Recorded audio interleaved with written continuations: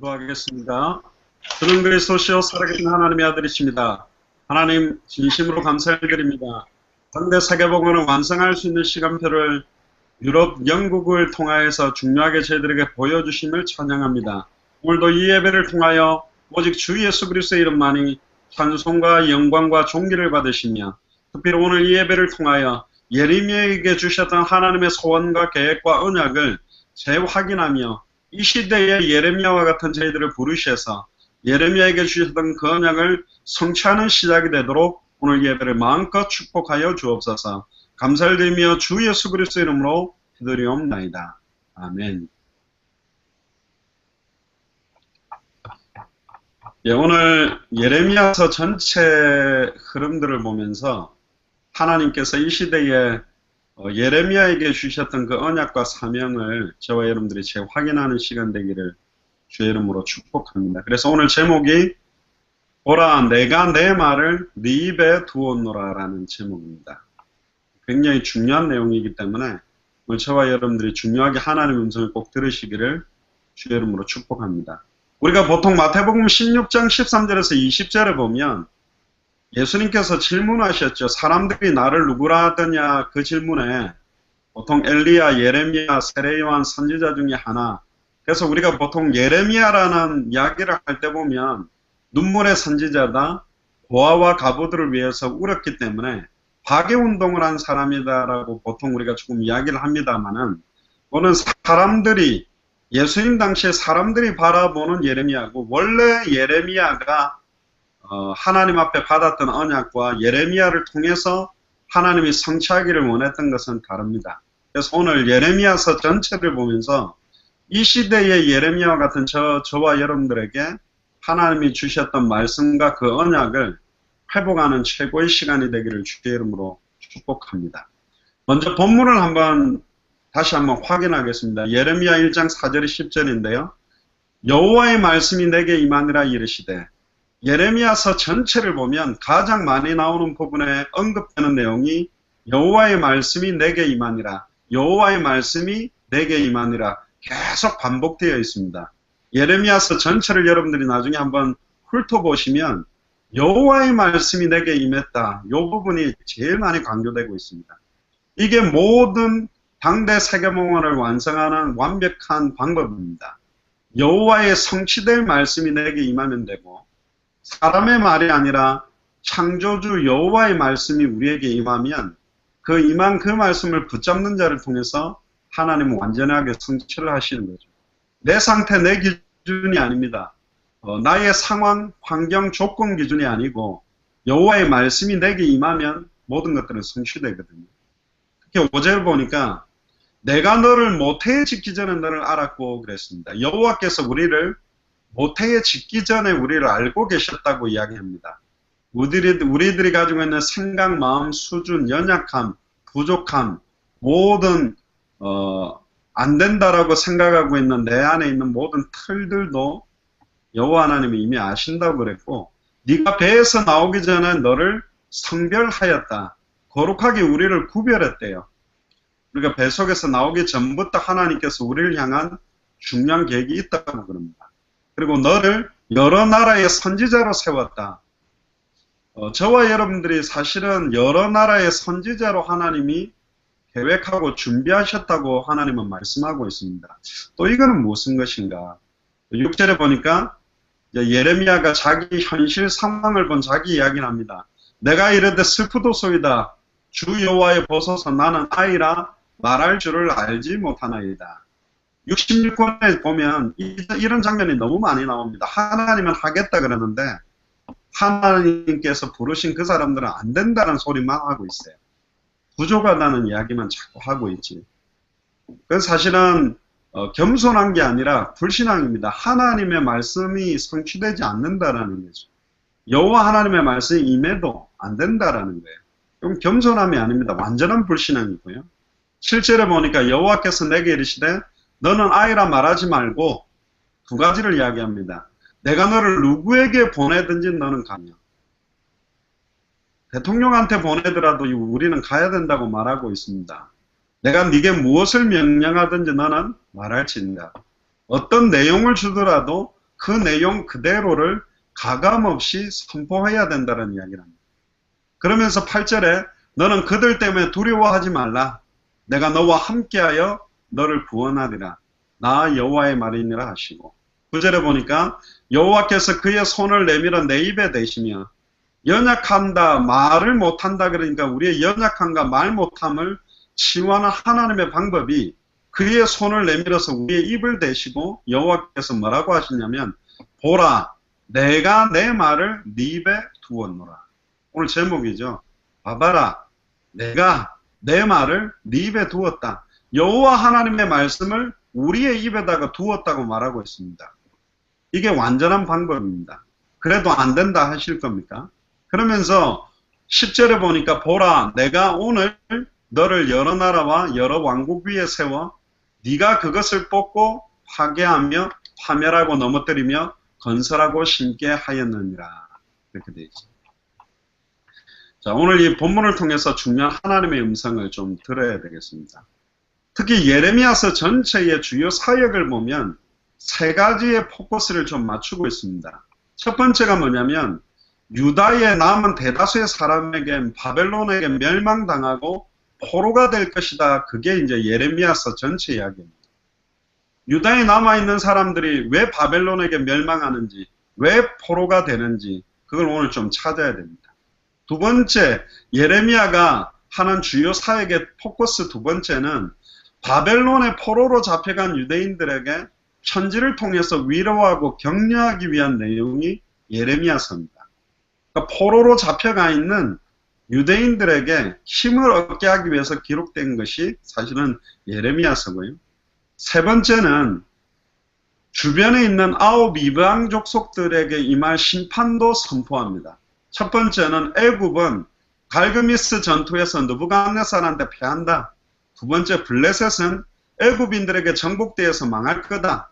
모압은 바벨론에게 정복당할 것이다. 암몬은 이스라엘에게 지은 죄로 인하여 멸망할 것이나 후에 재건된다. 에돔은 소돔과 고모라처럼 될 것이다. 다메섹은 하루아침에 망할 것이다. 게달과 하솔은 느부갓네살에게 압도당할 것이다. 엘람은 느부갓네살에게 압도당할 것이지만 후에 재건될 것이다. 바벨론은 두 바벨론의 멸망에 대해서 예언을 하는 부분들이 예레미야서 전체에 나오는 부분입니다. 여러분들도 잘 알고 계시지만 1장에도 보면 예레미야는 베냐민 땅 아나돗에 살던 특히 제사장 가문의 hil기야의 아들이 바로 예레미야입니다. 이 예레미야 때에 중요한 시대가 있는데 아몬의 아들 요시야라는 왕이 나오고요. 두 번째는 요시야의 아들 요야김이 나오고 그 다음에 시드기야가 유다를 다스릴 때도 말씀을 하게 됩니다. 그러니까 세 명의 통치자들에게 중요한 음성을 전달하는데도 이들은 하나님의 음성을 받지 않습니다. 특히 오늘 예레미야서 1장에 보면 특별히 환상 두 가지가 나옵니다. 11절부터 12절에 보면 살구나무 환상이 하나가 나오고 13절부터 16절까지 보면 북에서 기울어진 끓는 가마 환상이 나옵니다. 첫 번째 환상 살구나무는 히브리어로 살구나무는 사케드라고 합니다. 지킨다 그런 말은 또 소케드라고 하는데 살구나무 사케드와 지킨다는 말의 소케드가 비슷해요. 말 표현이요. 즉 하나님은 하나님 자신이 하신 말씀을 반드시 지킬 것이다. 이런 의미로 지금 살구나무 환상을 하나를 보여주시고 또 북에서 기울어진 끓는 가마는 뭘 이야기하고 있냐면 북쪽에 있는 바벨론 군대를 통해서 유다를 심판할 것이다. 이걸 이제 이야기합니다. 그럼 왜 하나님의 백성들을 이렇게 망하는 또 포로로 속국으로 잡혀가는 예언을 하게 만들었는가? 그 유다의 극심한 죄에 대해서 나온 게 2장 3장에 나옵니다. 첫 번째가 생수의 근원되는 하나님을 버렸다. 두 번째가 하나님을 버리고 아수르와 애굽과 동맹을 맺었다. 세 번째는 우상 숭배를 했다. 네 번째는 하나님을 버리고 악을 행하고 있다. 다섯 번째는 회복될 수 없는 관계 속에 빠져버렸다. 이게 지금 예레미야서 전반적으로 흐르는 베이스입니다. 자, 그럼 오늘 왜 저희가 영국 사역 이후에 이 예레미야서 내용을 나누려고 하는가? 거기에 대한 중요한 의미를 전달하겠습니다. 첫 번째가 뭐냐면 지금 하나님이 우리를 부르고 계십니다. 하나님은 왜 지금 저와 여러분들처럼 연약한 사람, 또 능력도 없고 부족한데 왜 우리를 부르셨는가? 특히 예레미야도 자기는 아이라고 그럽니다. 근데 여호와 하나님 편에서 보면 한 사람도 없어요. 여호와의 말씀 그대로를 정확하게 현장에 들고 가서 선포해 줄 사람 한 사람이 없는 시대를 맞이한 겁니다. 내가 누구에게 보내든지 갈 수 있는 사람이 없어요. 무엇을 명령하든지 명령은 그대로 선포해 줄 한 사람이 지금 없는 시대가 되어버렸습니다. 현장에는 지금 예레미야 A가 4장 1절부터 보면요. 현장에 대해서 안타까워서 예레미야가 우는 예레미야 A가 4장에 이렇게 통곡하고 있습니다. 현장을 보면서. 슬프다 어찌 금이 빛을 잃고 순금이 변질하였으며 금은 빛을 잃을 수가 없는데 모든 금이 빛을 잃었다고 말합니다. 하나님의 자녀는 망할 수 없는데 현장에 가보면 하나님의 자녀들이 완전히 망해 있어요. 불신자보다 더 비참한 삶을 살고 있고 순금이 변질했다.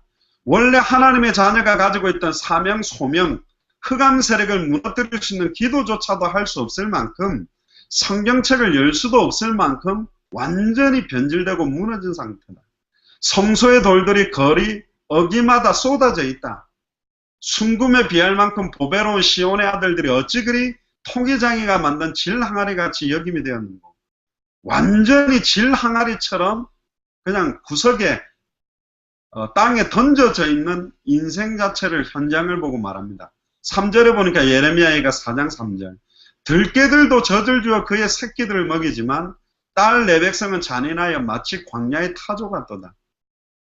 자기 자녀뿐만 아니라 현장에 정말로 영적으로 조금만 도와주면 살아날 사람들이 너무너무 많은데 광야의 타조는 알을 낳아놓고 돌아보지도 않고 지 혼자 돌아다니면 그 타조 알 스스로 깨어나서 스스로 또 그 새끼가 태어나서 자라나게 된다고 이야기를 합니다.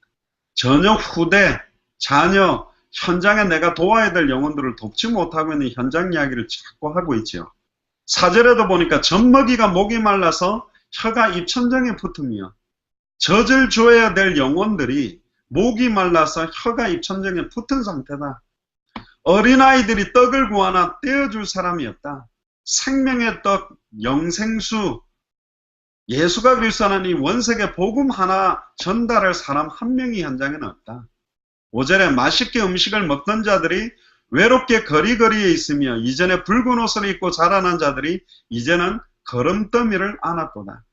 전에는 현장에서 생명운동, 말씀운동, 제자운동에 기뻐했던 자들이 이제는 세상 부귀영화, 세상 성공, 경제에 눈이 멀어서 그거 바라보고 살아가 있는 현실을 지금 선포하고 안타까워하고 있는 겁니다.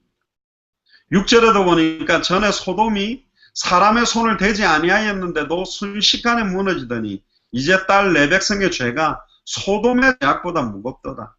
예수가 그리스도란 답이 있는데도 전달하지 않고 선포해주지 않는다. 그는 답이 없어 방황하고 타락하는 사람들의 죄보다 더 크다는 겁니다. 단번에 영원히 하나님 만나는 길을 선포할 수 있는 사람이 말 안 한다.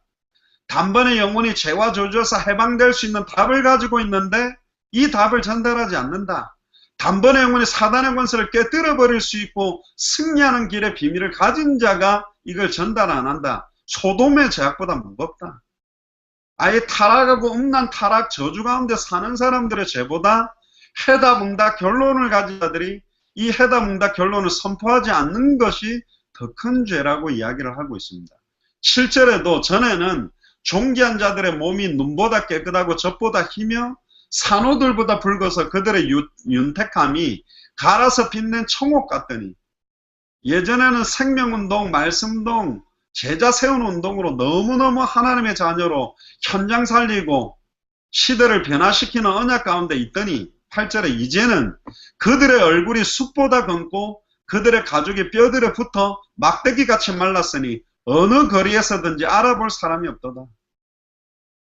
생명운동을 잃어버린 사람들의 얼굴이 숯보다 검다고 말합니다. 말씀운동 하지 않고 있는 하나님의 자녀의 얼굴이 숲보다 검다고 말합니다.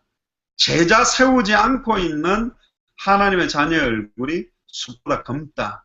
심지어 그들의 가죽이 뼈들에 붙어 막대기같이 말랐다. 얼마나 흑암운동 공허 가운데 있는지. 왜 하나님의 자녀가 소망이 없을까요? 왜 하나님의 자녀가 참된 기쁨이 없을까요? 생명들이 살아나고 말씀이 힐미에서 흥황하여 세력을 얻는 역사를 보고 제자들이 곳곳으로 펴지고 곳곳마다 제자들이 일어나는 그 역사를 보아야만 참된 행복과 기쁨 속에 있는 것이 우리들인데 이거 다 잃어버려요. 왜 하나님의 자녀가 안 행복한 줄 아십니까? 왜 당대 세계복음화라는 언약을 붙잡은 사람들이 안 행복한 줄 아세요? 하나님을 떠나 있기 때문에 그렇습니다. 아니, 내가 왜 하나님을 떠났냐? 정말로 하나님이 원하는 현장, 정말로 생명이 필요한 현장, 정말로 말씀이 필요한 현장, 정말 제자들을 찾아내고 세워야 될 현장에서 우리가 다 떠나 있다. 우리의 생각과 마음이 떠나 있다. 우리의 진짜 간절한 애통한 중심이 하나님의 애통하고 간절한 중심에서 떠나 있기 때문에 우리가 안 행복한 겁니다. 언제 정말 행복할까요? 예수가 그리스도는 이 복음이 증거되어졌는데 죽어가는 영혼이 이 생명 받고 살아나는 거 볼 때 그것보다 더 행복한 거 없고 66권을 가지고 예수가 그리스도라고 밝히 증언하는데 그 말씀 받고 살아나는 영혼들을 볼 때 그거보다 더 행복한 것이 없고 하나님이 창세전에 영세전에 준비해 놓은 제자들을 찾아 세울 때 그거보다 더 사실 기쁜 것이 없는 거죠. 그러면 왜 이렇게 하나님의 자녀가 망하고 죽어가느냐? 심지어 10절에 보니까 딸 내 백성이 멸망할 때에 자비로운 부녀들이 자기들의 손으로 자기들의 자녀들을 삶아 먹었도다. 예전에 북한이 식량난으로 너무 어려웠을 때 아이를 잡아먹었다는 그런 소식도 들리고 뭐 그랬는데 영적으로 아예 자녀들을 완전히 죽여버렸다는 겁니다. 특히 11절에 여호와께서 그의 분을 내시며 그의 맹렬한 진노를 쏟으시며 시온의 불을 지르사 그 터를 사르셨도다. 근데 왜 그러면 이런 고통과 문제들이 계속 오느냐? 그 답이 12절, 13절에 나옵니다. 대적과 원수가 예루살렘 성문으로 들어갈 줄은 세상의 모든 왕들과 천하 모든 백성이 믿지 못하였도다. 왕들이 믿지 못하고 있고 13절에 그의 선지자들의 죄들과 선지자들의 죄가 있대요. 그리고 제사장들의 죄악들 때문이니 그들이 성읍 안에서 의인들의 피를 흘렸도다. 진짜로 이 성읍 안에서 예수가 그리스도라고 복음 증거하는 사람들을 갖다가 죽였던 사람들이 누구냐? 제사장들, 선지자들, 왕들입니다. 왜 하나님의 자녀가 망하고 있냐? 조금 이따가 찾아보겠습니다만은 예레미야서 전반적으로 흐르고 있는 부분이 뭐냐? 모든 그 시대의 선지자, 제사장, 왕, 지도자들이 변질되었다는 거예요. 진정으로 성취된 하나님의 말씀을 선포하는 선지자 하나가 없다. 진정으로 한 번의 제사에 단번에 영혼이 완전히 죄와 저주를 해방시키는 참된 제사의 비밀을 알고 제사하는 제사장이 없다. 그리고 진정한 우리의 원수, 대적을 알고 싸우는 왕 하나가 없었다. 그러니까 완전히 우상 숭배에 빠져버릴 수밖에 없고 전부 다 하나님의 말씀을 듣지 아니하고 거짓 선지자, 거짓 제사장, 거짓 왕들의 이야기를 듣고 평안하다, 평안하다, 이스라엘은 망하지 않는다, 유다는 망하지 않는다, 괜찮다, 그 말 듣고 있다가 이제는 아예 포로로 속국으로 완전히 망해버린 게 그게 너무너무 안타까워서 운 게 예레미야입니다. 어떻게 이렇게 선지자들이 하나님 만날 수 있는 말씀을 선포해 주지 않는가? 어떻게 이렇게 수많은 제사장들이 단번에 영혼이 죄와 저주에서 해방되는 제사를 진행하지 않고 있는가? 어떻게 이렇게 수많은 왕들이 참된 우리의 대적 사탄 마귀 귀신을 꺾어버리지 아니하고 도리어 우상숭배를 하고 다른 대적들의 왕들과 동맹을 맺고 있는가? 이게 너무너무 안타까워서 울고 이걸 향해서 부르짖었던 사람이 예레미야입니다. 한마디로 말하면 참 선지자가 없다. 참 제사장이 없다. 참 왕이 없다. 참 선지자, 참 제사장, 참 왕이 와야만 우리 유다가 살아날 수 있다. 이게 너무너무 안타까워서 눈물 흘리며 부르짖었던 사람이 예레미야입니다. 그러니까 솔직히 말하면 예레미야는 박해운동을 한 사람이 사실은 아니에요. 눈물의 선지자가 그러니까 잘 우는 사람을 말하는 게 아니라 너무너무너무 현장에 하나님의 자녀가 완전히 망했구나. 심지어 모든 선지자들도 망했구나. 모든 제사장들도 망했구나. 모든 왕들이 다 망해버렸구나. 그게 너무 안타까워서 부르짖은 게 사실 예레미야의 통곡이고 예레미야의 애통함이고 예레미야 애가의 주제입니다. 저희들이 영국 사역을 지나가면서도요, 너무너무 안타까웠습니다. 영국은 전체 인구가 6,500만 명입니다. 그러나 주일날 교회를 가는 사람들 숫자를 파악해보니까 5%밖에 안 돼요. 즉 300만 명밖에 안 됩니다. 근데 놀라운 거는 그 300만 명도 천주교, 몰몬교, 여호와 증인, 또 정교회, 그리고 개혁교회 다 합한 숫자가 300만 명입니다. 그 300만 명 가운데 진짜로 크리스찬들은 또 몇 명일까요? 그 크리스찬 가운데 예수가 그리스도라는 의미를 정확하게 알고 예수를 그리스도로 믿고 당대 세계복음화의 나를 부르셨고 내 남은 인생을 당대 세계복음화 완성에 완전히 올인하고 살겠다는 영국 사람이 몇 명일까요? 근데 하나님이 이번 2주 동안에 그들을 만나게 해주셨어요. 너무너무 기적 같은 일이죠. 토마스 선교사님을 통해서 우리 대한민국에 150여 년 전에 성경책 전달해주고 도착해서 제너럴 셔먼호를 타고 목이 잘려서 그 토마스 선교사님은 순교하셨지만 그 순교의 피가 이어져서 사실은 언더우드 아펜젤레 선교사 같은 20대 초반의 수많은 선교사들이 우리 시대에 우리 손으로 세계복음화 하겠다고 우리나라 와서 우리나라가 지금 미국 다음으로 가장 선교사들을 많이 파송하는 축복을 받았습니다. 이래나 저래나 1천만 명 가까운 성도가 나왔다. 전 세계 가장 큰 세계 10대 교회 중에 4개 정도가 대한민국에 있고 만 명, 몇만 명 되는 교회가 수도권에는 수십 개가 있는 상황입니다. 그러나 이 교회들이 현장을 변화시키지 못하고 있습니다. 어마어마하게 능력 있는 교회의 주의 종들이 단번에 영원히 하나님 만나는 길을 원색적으로 선포하지 못하는 시대가 왔습니다. 수많은 아름다운 찬양과 예배를 드리고 있지만 단번에 영원히 완전히 과거, 현재, 미래 모든 죄와 저주가 해방되는 그런 예배가 강단을 통해서 교회 예배를 통해서 드려지지 못하는 시대가 왔습니다.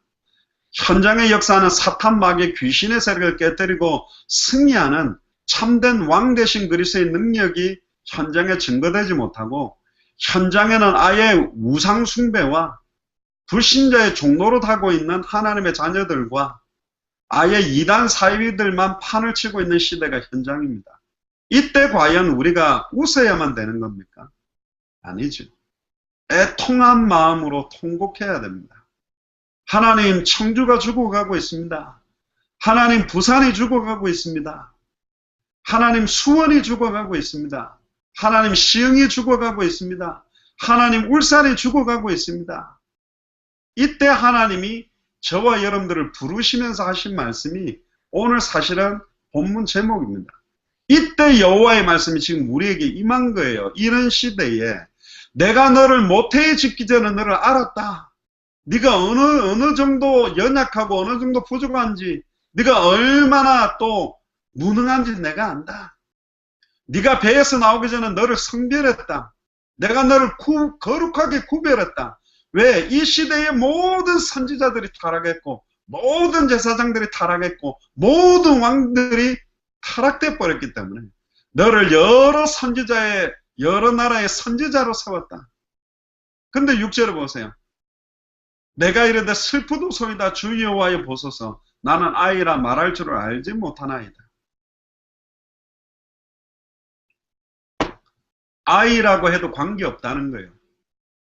7절에 보니까 여호와께서 내게 이르시되 너는 아이라 말하지 말고 요엘서 2장 28절에도 이제 말세 때는 수많은 선지자 제사장 왕들 가지고 안 되니 내가 늙은이나 젊은이나 어린아이나 늙은이나 모든 자들에게 성령을 물 붓듯이 부어서 부르겠다고 그랬습니다.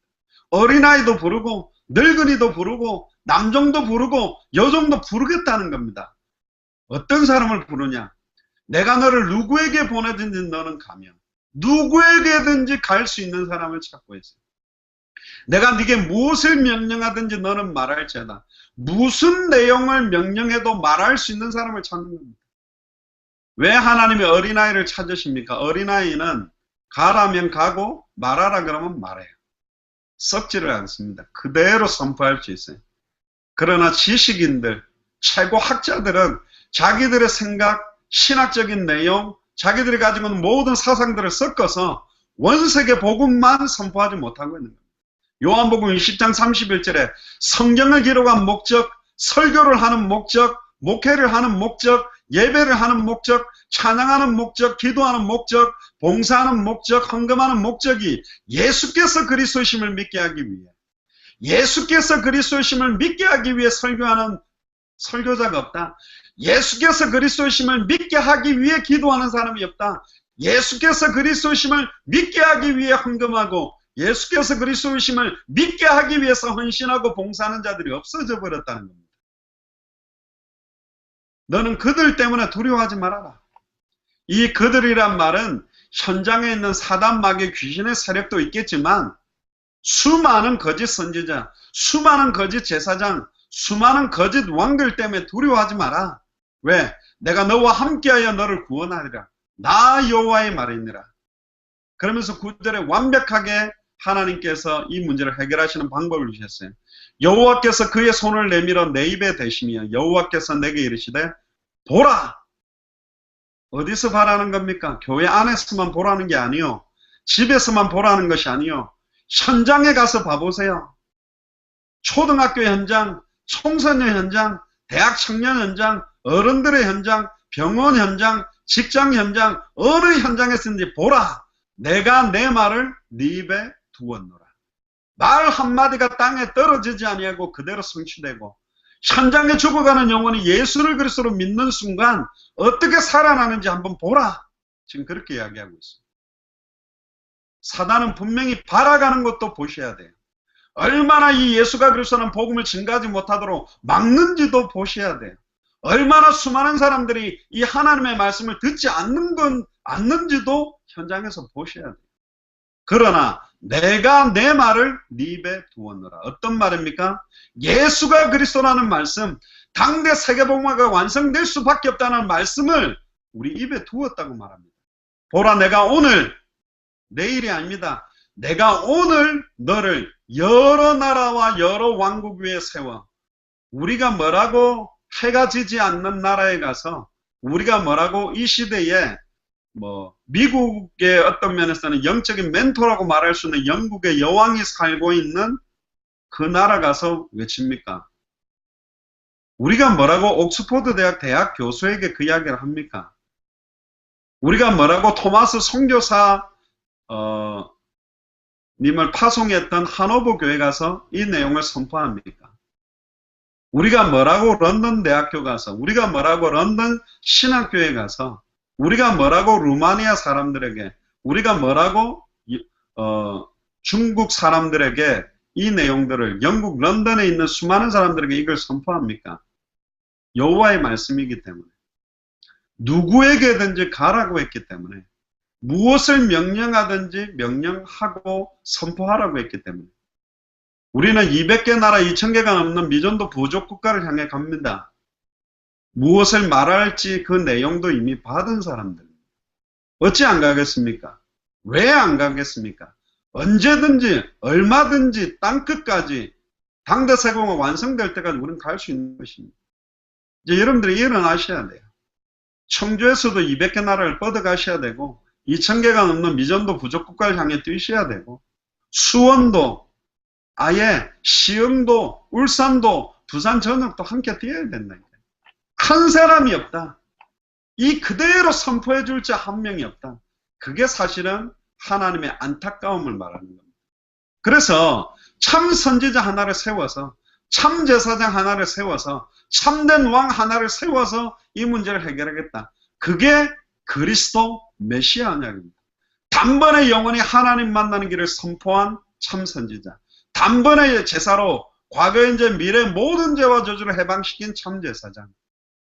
단번에 사단의 머리와 사망의 권세를 깨뜨리고 승리케 하신 그리스도 메시아. 이분이 바로 예수다. 예수가 그리스도, 예수가 메시아라고 선포할 하나님의 사람 한 사람만 일어나면 참된 성전이 회복되고 참된 교회가 회복되고 참 하나님이 남겨두신 남은 자들 참된 백성들이 일어나서 그날을 살리겠다. 이게 예레미야서 전체에 흐르는 내용입니다. 그래서 성경 전반적으로 중요한 부분 몇 가지만 찾아보고 마치도록 하겠습니다. 예레미야 4장을 한번 펴보세요. 예레미야 4장에서도 하나님께서 중요한 이야기를 합니다. 8절부터 보면요. 이로 말미암아 너희는 굵은 배를 두르고 애곡하라. 아니 기뻐하라 하지 않고 왜 애곡하라 그럽니까? 수많은 선지자 제사장 왕들이 거짓을 선포하고 거짓 제사를 드리고 거짓 싸움을 하고 우상숭배에 빠졌기 때문에 이런 여호와의 맹렬한 노가 아직 너희에게 돌이키지 아니하였습니다. 9절에 보세요. 여호와의 말씀이니라. 그날에 왕과 지도자들은 낙심할 것이며 제사장들은 놀랄 것이며 선지자들은 깜짝 놀라리라. 자, 지금 왕, 제사장, 선지자, 지도자 이야기가 나오죠. 지금 이들이 전부 원색의 복음들을 다 잃어버렸다. 이 말씀을 선포하면 회개하는 것 같기도 하는 것처럼 보일 수도 있지만 도리어 우리를 감옥에 집어넣고 우리를 죽이려고 할 것입니다. 원색의 복음을 전한다고. 특히 예레미야 5장에 보세요. 너희는 예루살렘 거리로 5장 1절에 너희는 예루살렘 거리로 빨리 다니며 그 넓은 길에서 찾아보고 알라. 빨리 찾아보래요.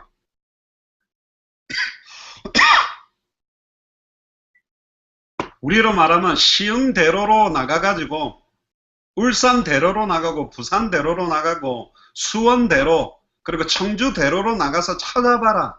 너희가 만일 정의를 행하며 진리를 구하는 자를 한 사람이라도 찾으면 내가 이 성읍을 용서하리라. 울산 땅에, 부산 땅에, 수원 땅에, 시흥 땅에, 청주 땅에 한 사람이 없다. 진리를 구하는 자 한 사람, 정의를 행하는 자 한 사람, 진리입니다. 뭐가 정의입니까? 예수 그리스도가 정의입니다. 당대 세계문화를 완성하는 게 정의입니다. 이것을 행하며 이것을 구하고 이것만 선포하는 자 한 사람이라도 찾으면 내가 이 성읍을 용서해 주겠다. 없다는 거예요.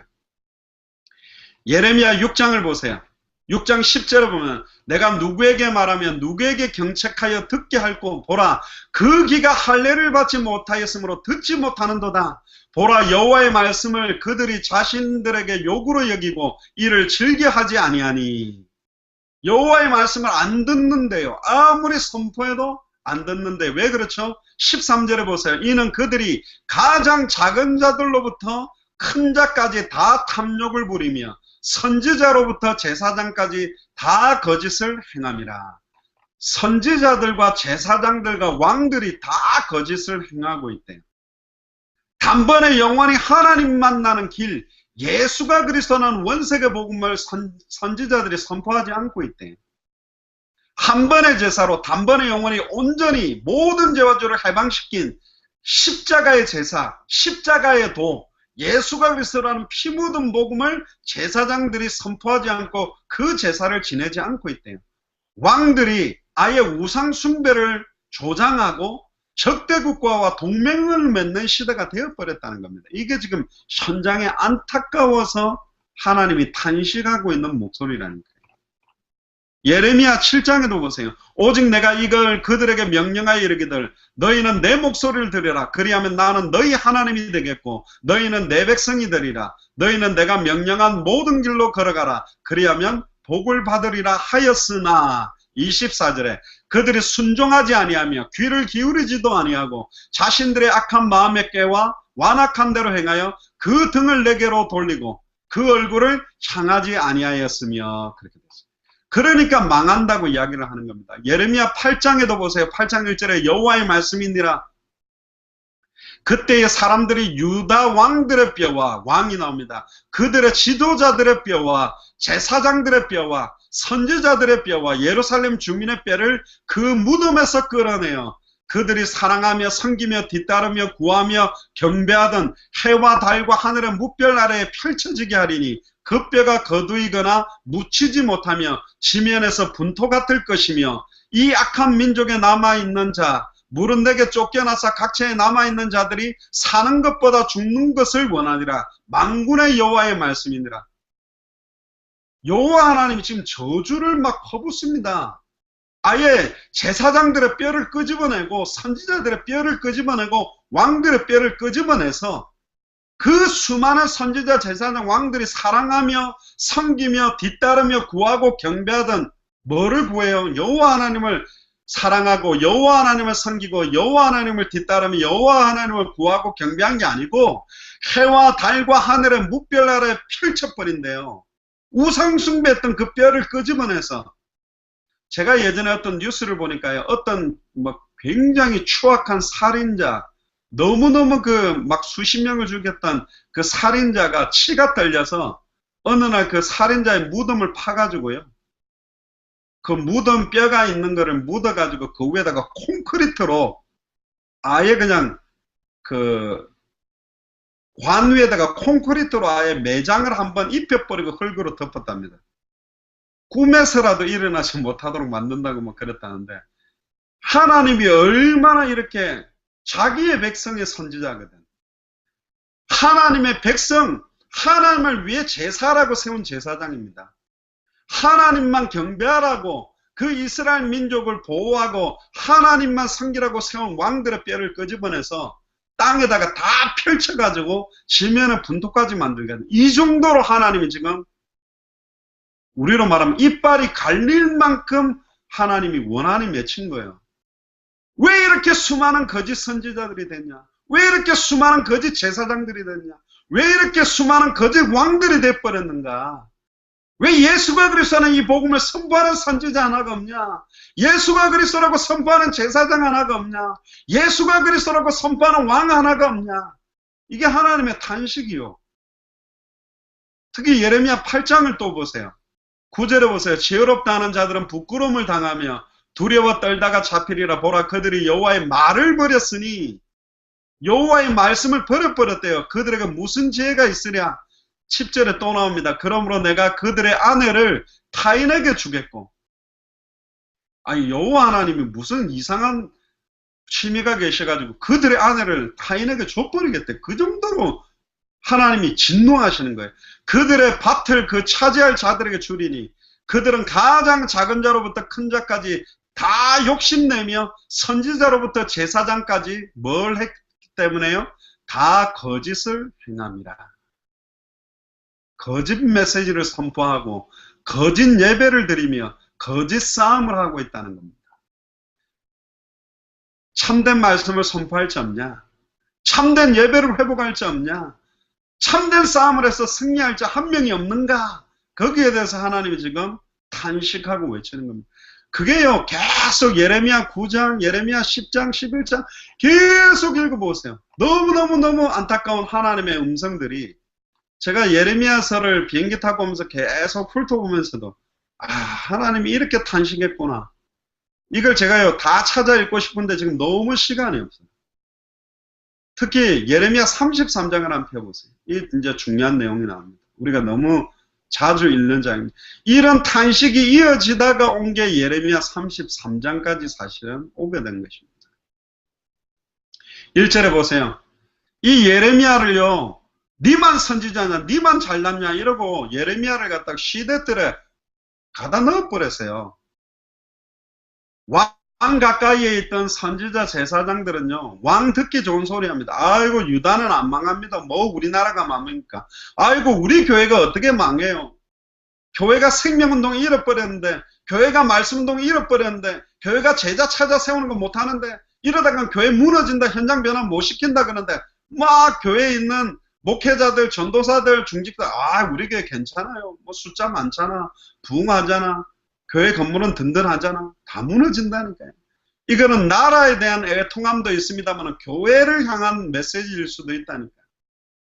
지금 교회에서 똑바로 하나님 만나는 길을 선포하지 않고 똑바로 한 번의 제사로 단번에 영원히 완전히 승리한 그런 십자가의 제사, 십자가의 도, 십자가의 비밀을 누리는 예배 못 드리고 영적 싸워서 승리하지 못하면 교회도 지금 다 무너지는 거 아닙니까? 왜 수많은 교회를 음부의 권세가 이기고 무너뜨리고 있습니까? 누구의 탓이죠?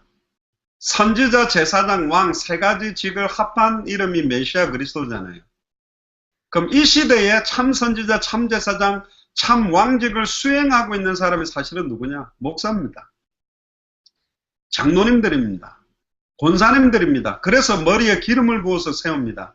참 선지자직, 참 제사장직, 참 왕직을 수행하라고 먼저 세웠는데 이들도 다 잃어버리니까 요엘서 2장 28절에 말세 때는 내가 남종이나 여종이나 어린아이나 늙은이나 모든 육체의 성령을 물붓듯이 부어서 어린아이라 할지라도 늙은이라 할지라도 남종이라 할지라도 여종이라 할지라도 예수가 그리스도라는 비밀을 알고 예수를 그리스도로 믿는 믿음을 가지고 예수가 그리스도라는 이 복음을 모든 족속 천하만민 땅끝에 증거할 어린아이와 같은 자 하나만 일어난다면 그들의 말 한마디가 땅에 떨어지지 아니하고 성취되게 내가 만들겠다. 그게 초대교회 사도행전의 역사의 시작이라니까. 교회에 오는 문제의 99%는 목사 문제입니다. 강단의 문제입니다. 강단에서 예수가 그리스도라는 초대교회가 선포했던 예수님이 우리에게 주셨던 모든 베드로와 브리스길라 아굴라와 사도 바울과 사도 요한 모든 사도들과 초대교회 성도들이 선포했던 그 원색의 복음을 잃어버렸기 때문에 교회가 무너지는 것이고 교회가 무너지고 있기 때문에 그 도시가 무너지는 것이고 그 도시가 무너지니까 나라가 무너지는 것입니다. 지금 전 세계가 재앙 맞는 시대가 와버립니다.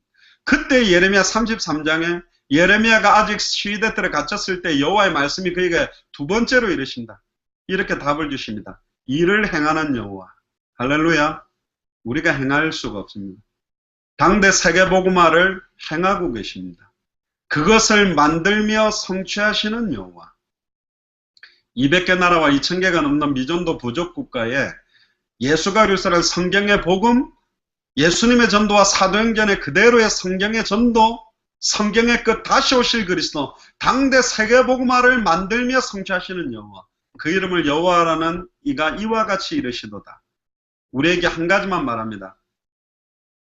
시위대들에 갇혀 있어도 관계없습니다. 상황, 환경, 조건이 어려워도 관계없어요. 너는 내게 부르짖으라. 내가 네게 응답하겠고 네가 알지 못하는 크고 은밀한 일을 네게 보이리라. 우리에게 부르짖으라고 합니다. 목소리가 큰 사람이 부르짖는 것이 아닙니다. 현장을 본 사람이 부르짖을 수 있어요. 현장의 문제가 유일하구나. 하나님을 떠나 죄와 저주에 빠져 사단에게 장악된 거구나. 진짜 답을 아는 자가 부를 수 있어요. 예수가 그리스도라는 게 현장의 유일한 답이구나. 성경의 전도 말고는 현장을 못 살리겠구나. 그거 아는 사람이 부르짖는다니까. 생명운동 아니면 안 되겠구나. 말씀운동 아니면 안 되겠구나. 제자운동 아니면 당대생을 완성 못하겠구나. 주여 생명운동 일어나게 하여 주옵소서. 주여 말씀운동 일으켜 주옵소서. 주여 제자들이 곳곳에 세우게 해 주시옵소서. 부르짖어야 될 이유가 어찌 없겠어요 우리에게. 현장 나가면 나가볼수록 알지 않습니까? 부르짖을 수밖에 없어요. 성령이 역사해야 돼. 일을 행하시는 여호와가 역사하셔야 돼요. 그것을 만들며 성취하시는 여호와가 역사해야 돼요. 그 이름이 여호와입니다. 스스로 계신 그분이 역사해야만 우리 지역이 살아나는 거예요. 청주가 살아나는 거예요. 수원이 살아나는 거예요. 시흥이 살아나는 거예요. 울산이 살아나고 부산이 살아나는 거라니까. 부르짖으면 응답하시겠대. 우리가 알지 못하는 크고 은밀한 일들을 보여주겠대. 어떤 일입니까? 4절에 보세요. 이스라엘 하나님 여호와께서 말씀하시느라 무리가 이 성읍의 가옥과 유다 왕궁을 헐어서 갈대아인의 창과 칼을 대항하여 싸우리 하였으나 내가 나의 노여움과 분함으로 그들을 죽이고 그들의 시체로 이 성을 채우게 하였나니 이는 그들의 모든 악행으로 말미암아 나의 얼굴을 가리어 이 성을 돌아보지 아니하였다. 이 모든 악행과 여호와 하나님의 얼굴을 가리어서 이 성을 돌아보지 않았대요. 부산을 안 돌아본대, 울산을 안 돌아본대, 시흥을 안 돌아본대, 수원을 안 돌아본대요. 청주를 안 돌아보고 있대. 부산을 안 돌아보고 있대. 얼마나 현장이 지금 죽어가는데, 이 복음이 없어서 얼마나 죽어가는지 이걸 돌아보고 있지 않다. 수많은 선지자들이, 수많은 제사장들이, 수많은 왕들이, 수많은 목사들이, 수많은 전도자들이 전도를 한다지만 하나님이 우리에게 주셨던, 초대교회에게 주셨던 정확한 복음을 가지고 전도하는 자들이 없다. 그래서 6대를 보세요. 그러나 이게 이제 답입니다. 아무리 200개 나라와 2000개가 넘는 미전도 부족 국가가 흑암운동 공화 가운데 있고 현장에 너무나 수많은 거짓 선지자, 거짓 제사장, 거짓 왕들이 있고 정확한 복음을 전하고 있는 목사와 교회들이 없는데, 그러나 보래요. 내가 여호와 하나님이다. 내가 이 성읍을 치료하며 내가 부산을, 울산을, 수원을, 시흥을, 청주를 치유하며 고쳐낫게 하고 평안과 진실이 풍성함을 그들에게 나타낼 것이며, 우리가 하는 게 아닙니다. 내가 유다의 포로와 이스라엘의 포로를 돌아오게 하여 그들을 처음과 같이 세울 것이며, 창세기 1장 27절 28절에 복을 주시되 하나님의 형상인 그리스도를 회복함으로 생육하고 번성하고 충만하고 정복하고 다스리는 원래 아담과 하와에게 처음 주셨던 그 언약을 나를 통해, 아이와 같은 우리를 통해 회복시키겠대요. 8절에 우리가 아닙니다. 내가 여호와 하나님이 그들을 내게 범한 그 모든 죄악에서 정하게 하며 그들이 내게 범하며 행한 모든 죄악을 사할 것이다. 특히 중요한 내용이 나옵니다. 9절 보세요. 같이 한번 읽읍시다. 9절. 이 성읍이 세계 열방 앞에서 나의 기쁜 이름이 될 것이며 찬송과 영광이 될 것이요 그들은 내가 이 백성에게 베푼 모든 복을 들을 것이요 내가 이 성읍에 베푼 모든 복과 모든 평안으로 말미암아 두려워하며 떨리라. 할렐루야. 이 성읍이 세계 열방 앞에서 나의 기쁜 이름이 될 거래요. 시흥이, 울산이, 수원이, 청주가, 부산이 세계 열방 앞에서 나의 기쁜 이름이 될 것이다. 예수만 그리스도라고 선포한 그런 성읍이다. 예수가 그리스도라는 성경의 복음만 선포한 성읍이다. 당대 세계봉화의 완성을 위해서 뛴 성읍이다. 하나님 앞에서, 세계 열방 앞에서, 사탄 앞에서 기쁜 이름이 될 것이다. 찬송과 영광이 될 것이요 그들은 내가 이 백성에게 베푼 모든 복을 들을 것이요 내가 이 성읍에 베푼 모든 복과 모든 평안으로 말미암아 우리에게 말했던 수많은 손가락질하던 거짓 선지자, 거짓 제사장, 거짓 왕들이 두려워하며 떨리라. 사단 마귀 귀신의 세력까지도 두려워하며 떨게 되어 있습니다. 10절 보세요. 여호와께서 이와 같이 말씀하시니라. 너희가 가리켜 말하기를 황폐하여 사람도 없고 생명 받을 사람도 없네요. 말씀 운동할 현장도 없네요. 제자도 없네요. 그렇게 말하는 겁니까? 짐승도 없다 하던 여기 곧 황폐하여 사람도 없고 주민도 없고 짐승도 없던 유다 성읍과 예루살렘, 유다 성읍들과 예루살렘 거리에서, 다른 말로 말하면 그렇게 생명 얻을 자, 말씀 운동할 곳, 제자가 없다라고 말했던 부산, 울산, 수원, 청주, 시흥에 이제 어떤 소리가 나냐? 그 성읍들과 예루살렘 거리에서 즐거워하는 소리, 기뻐하는 소리, 신랑의 소리, 신부의 소리와 및 만군의 여호와께 감사하라. 여호와는 선하시니 그 인자하심이 영원하다는 소리와 여호와의 성전에 감사제를 드리는 자들의 소리가 다시 들리리니 이는 내가 이 땅에 포로를 돌려보내어 지난날처럼 되게 할 것이니라. 여호와의 말씀입니다. 할렐루야. 이제요 하나님 만나서 너무 기뻐 찬송하고 감격해하고 당대 세계봉화 때문에 찾은 제자들과 끌어안고 하나님께 기도하고 잭을 만나고 특별히 정미령 교수님을 만나고 중요한 또 크리찬이라는 제자도 만나고 중요한 멤버들을 만나면서 하나님이 창세전에 영세전에 이 만남을 준비했구나. 이것 때문에 우리가 사는 이유가 여기 있었구나. 당대 생활 완성 때문에 우리들을 하나님이 사용하셨구나. 이것 때문에 너무너무 기뻐하는 소리가 이제는 넘치게 될 것입니다. 결론입니다. 저와 여러분들을 부르셨어요. 왜 부르셨냐? 한 명이 없어서 정확하게 예수가 그리스도라는 이 성경의 복음 그대로를 들고 누구에게든지 가서 가감없이 정확하게 말할 어린아이와 같은 한 사람이 없어서 저와 여러분들을 부르셨습니다. 보라, 내가 내 말을 네 입에 두었노라. 여호와 하나님의 말씀을 저와 여러분들의 입에 두었습니다. 이제 누구에게 보내더라도 가며 무엇을 말하든지 정확하게 선포하는 일만 우리에게 남은 겁니다. 그래서 더 깊이 들어가세요. 예수가 그리스도는 그 비밀 속으로 더 깊이 들어가고 예수를 그리스도로 믿는 믿음이 더 성경 그대로 든든해지고 그러면 성경의 전도 운동이 함께 일어납니다. 현장 속에서. 현장을 보셔야 돼요. 현장 안에서 얼마나 예수가 그리스도는 이 복음이 간절한 그 개인과 가정과 그 지역과 도시와 나라를 살리는 인생의 해답과 결론인지를 확인해 보셔야 돼요. 현장 안에서.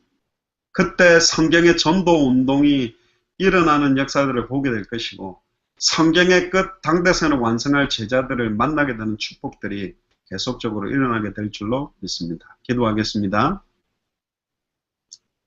하나님 감사합니다. 오늘 예레미야서를 통해서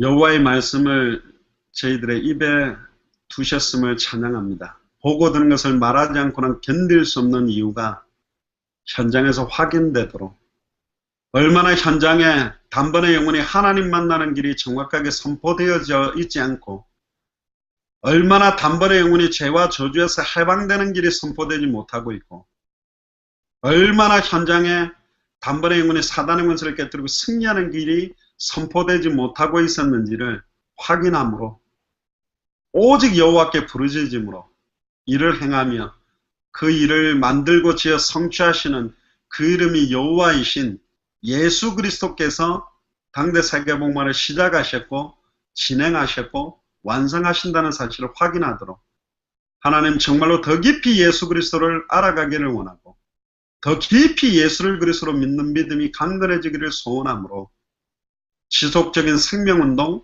지속적인 말씀운동, 지속적인 제자운동을 통하여 당대 생활을 완성하고 다시 오실 그리스도를 만나는 초대교회가 가졌던 마라나타의 신앙들이 더 사실적으로 사무치며 회복되도록 이제 우리가 속해 있는 현장을 영적인 눈으로 바라보며 애통함으로 부르짖으며 그 부르짖음이 응답되어지는 역사를 현장에서 체험하도록 축복하여 주옵소서.